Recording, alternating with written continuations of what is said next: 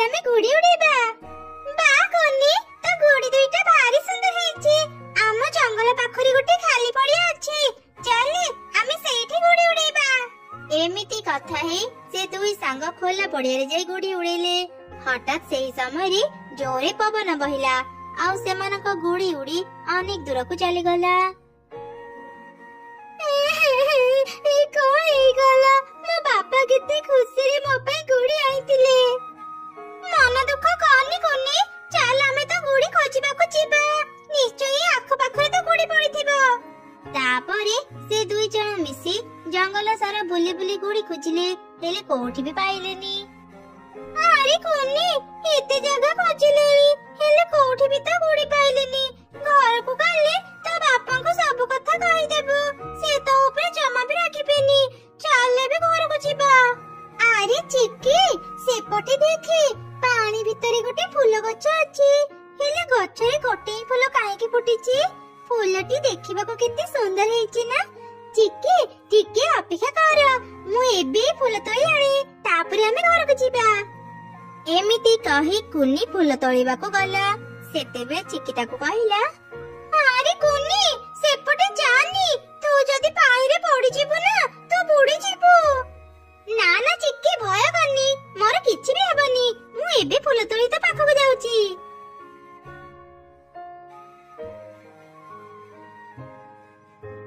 ଏଇ ଦେଖେ, ମୋର କିଛି ବି ହେଲାନି।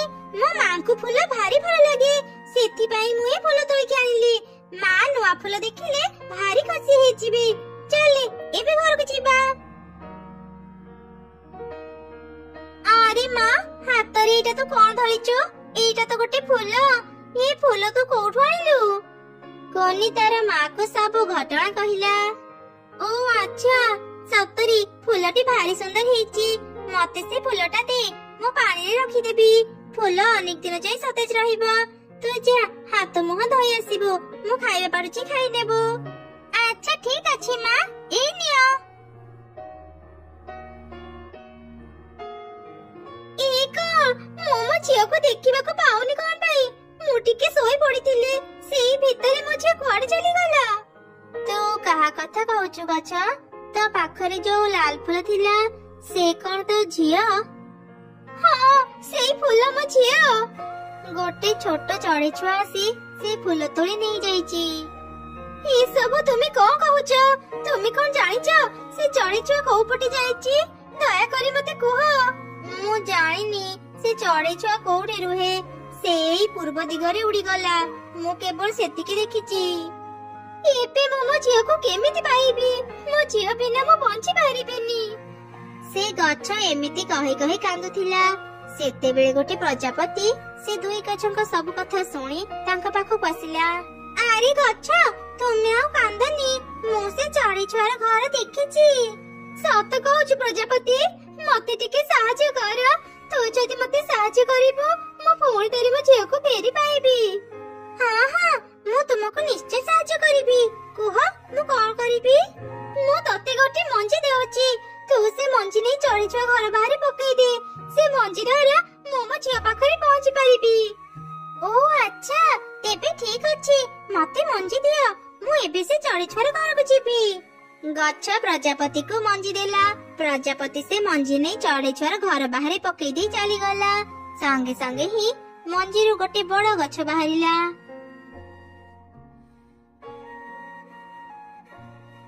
ଏଇ କଣ, ଆଗରୁ ତ ଏଠି ଗଛ ନଥିଲା, ହଠାତ୍ ଏତେ ବଡ ଗଛ ଏଠିକୁ କେମିତି ଆସିଲା?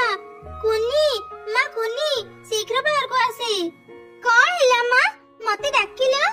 ଏଇ କଣ, ଏଇଟା ତ ସେଇ ପାଣିରେ ଥିବା ଗଛ, ଯୋଉ ଗଛର ଫୁଲ ମୁଁ ଆଣିଥିଲି। ଏଇ ତ ଝରକା ପଟ ମୁଁ ମୋ ଝିଅକୁ ଦେଖି ପାରୁଛି। ଯେମିତି ବି ହଉ, ମୋ ଝିଅକୁ ମୁଁ ଏଠୁ ନେଇଯିବି।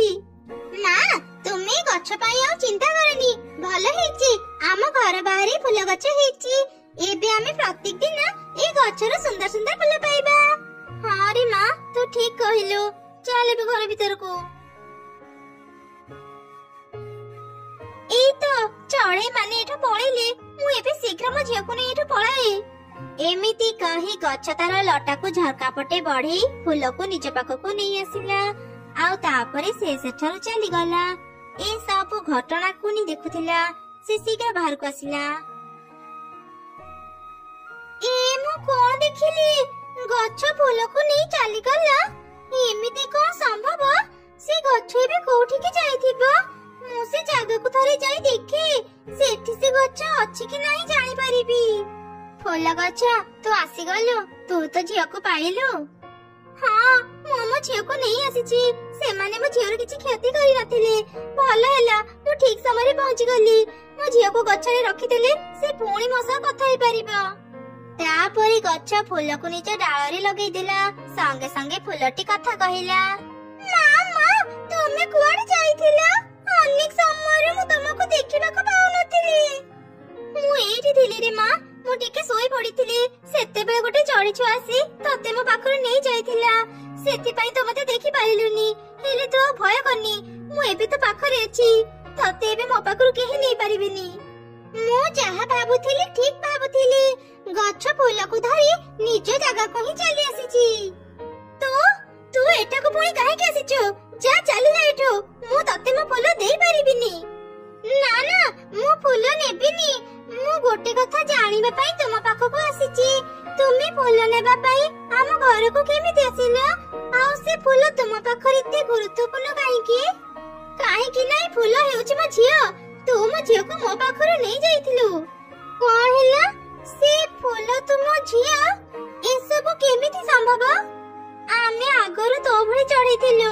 एई जंगल रे हम घर दिने गोटे तांत्रिक हम घर को आसिला। से मते खाइबा मागुथिला। से दिन हम मन बोल नथिला। मो रागी के ताको घर बाहर कहि देली। से तांत्रिक हमको अभिशाप देला।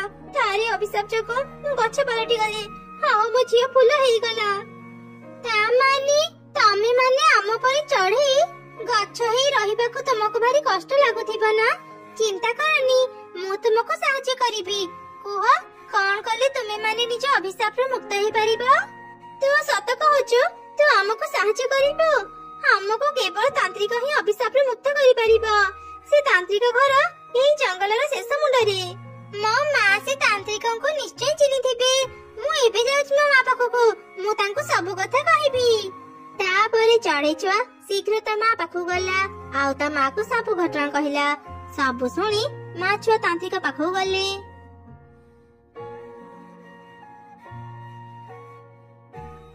मो जाने तमे माने मो पाखो को कोन पय आसीच। हेले केमिति तांत्रिक मां? हमें तुमको ए जाय तो किछि भी कहिनो। मो सब जाने से दुई मां छुआ को उच्च शिक्षा देबा पाई ही किछि दिन पाई मु तांको गच्छ करिथिली। से माने अनेक कष्ट पाइलेनी। एबे मु तांको मुक्त करि देबी। ए गंगा जल नियो तांको ऊपर पकई देबो। से माने मुक्त हेई जिबे। तापरे मां चढ़ी तांत्रिक पाखर गंगा जल आनी फूल गछ ऊपर पकई देला। जा फल रे से माने निज अभिशाप मुक्त हेई निज रूप फेर पाइले। भौणी तुमको अनेक अनेक धन्यवाद। आज तुम पई हमें अभिशाप मुक्त हेई पारिलो। हमें तुम्हारे उपकार केबे भी भूलिबुनी। अरे ना ना मिट्टू भौणी तुमको धन्यवाद देबा को पड़िबनी। एबे तुमे माने घर को जाओ आ भलो रे रहो। तापरे समस्ते निज निज घर को फेरी गले। मां चढ़े आउ तार झिया मिट्टू को सहायता करि पारि अनेक खुशी थिले।